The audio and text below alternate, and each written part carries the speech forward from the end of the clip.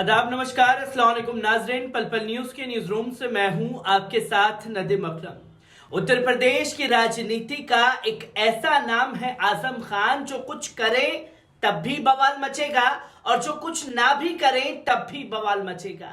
जी हां, आजम खान ने जौहर यूनिवर्सिटी बनाई और जौहर यूनिवर्सिटी के साथ उनके साथ उत्तर प्रदेश सरकार और प्रशासन का किस तरीके का रवैया है वो लोगों के सामने है। तो वहीं दूसरी तस्वीर ये कि आजम खान के बयान की वजह से उन्हें 3 साल की सजा हो जाती है और उनकी आनन फानन में योगी सरकार और प्रशासन द्वारा सदस्यता विधानसभा की रद्द कर दिए जाते हैं और तुरंत चुनाव आयोग ये ऐलान करता है कि इस तारीख को चुनाव होगा।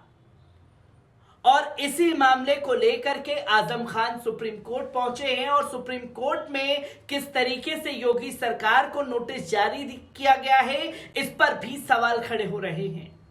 और सवाल पूछा है सुप्रीम कोर्ट ने कि आखिरकार इतनी जल्दबाजी आजम खान के मामले पर प्रशासन क्यों दिखा रहा है।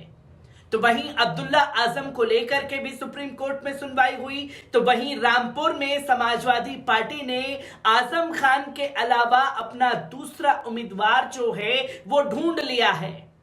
और जहां एक तरफ खामोशी थी पहले आजम खान के मामले पर, अब तमाम लोग बोलते हुए नजर आ रहे हैं। जहां जैन चौधरी ने भी आजम खान के मामले पर सवाल खड़े कर दिए हैं। क्या कुछ अपडेट सामने आ रही है, एक बार इस रिपोर्ट पर नजर डालते हैं। सुप्रीम कोर्ट ने सोमवार को समाजवादी पार्टी के नेता आजम खान की एक याचिका पर उत्तर प्रदेश सरकार और भारतीय चुनाव आयोग से जवाब मांगा है। समाजवादी पार्टी के नेता आजम खान की उत्तर प्रदेश विधानसभा से सदस्यता खत्म होने पर वे सुप्रीम कोर्ट पहुंचे।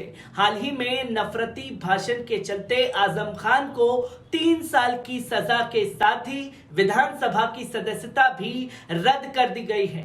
रामपुर कोर्ट ने आजम खान पर 25,000 रुपए का जुर्माना भी लगाया था। इसी के चलते उन्होंने अब सुप्रीम कोर्ट का रुख किया है। न्यायमूर्ति डीवाई चंद्रचूड़ और न्यायमूर्ति हिमा कोहली की पीठ ने उत्तर प्रदेश की ओर से पेश अतिरिक्त महाविक्ता गरिमा प्रसाद से खान की याचिका पर अपना जवाब दाखिल करने को कहा है। साथ ही उनकी याचिका को चुनाव आयोग के स्थायी वकील पर तामील करने को कहा है।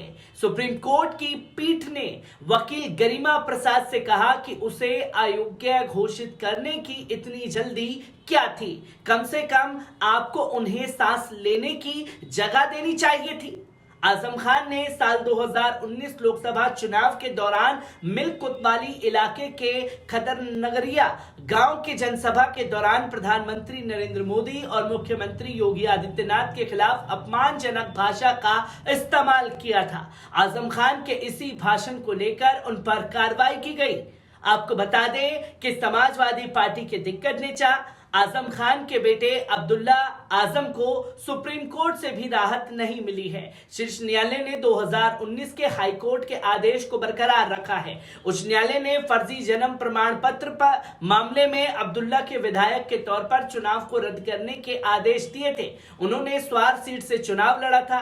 सुप्रीम कोर्ट की जस्टिस अजय रस्तोगी और जस्टिस वीवी नागरत्न की बेंच ने अब्दुल्ला की याचिका को खारिज कर दिया है। हाईकोर्ट ने अब्दुल्ला की तरफ से पेश किए गए जन्म प्रमाण पत्र को फर्जी पाया था, जिसके चलते उनका चुनाव रद्द कर दिया गया था। कोर्ट ने पाया था कि 2017 में चुनाव लड़ने के दौरान सपा नेता के बेटे की उम्र 25 साल के कम थी।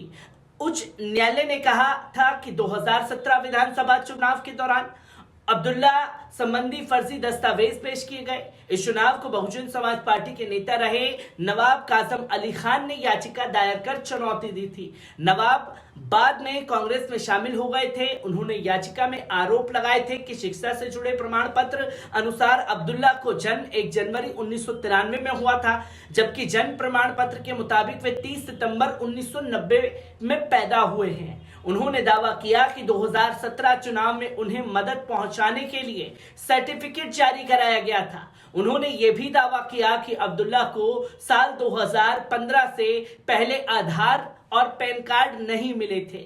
इधर सपा नेता आजम खान भी 2 जन्म प्रमाण पत्रों के चलते मुश्किलों का सामना कर रहे हैं। आकाश सक्सेना नाम के शख्स ने उत्तर प्रदेश पुलिस में शिकायत दर्ज कराई थी कि रामपुर नगर पालिका परिषद के 28 जनवरी 2012 को एक सर्टिफिकेट जारी किया गया था और लखनऊ नगर निगम की तरफ से 21 अप्रैल 2015 एक प्रमाण पत्र जारी किया गया था।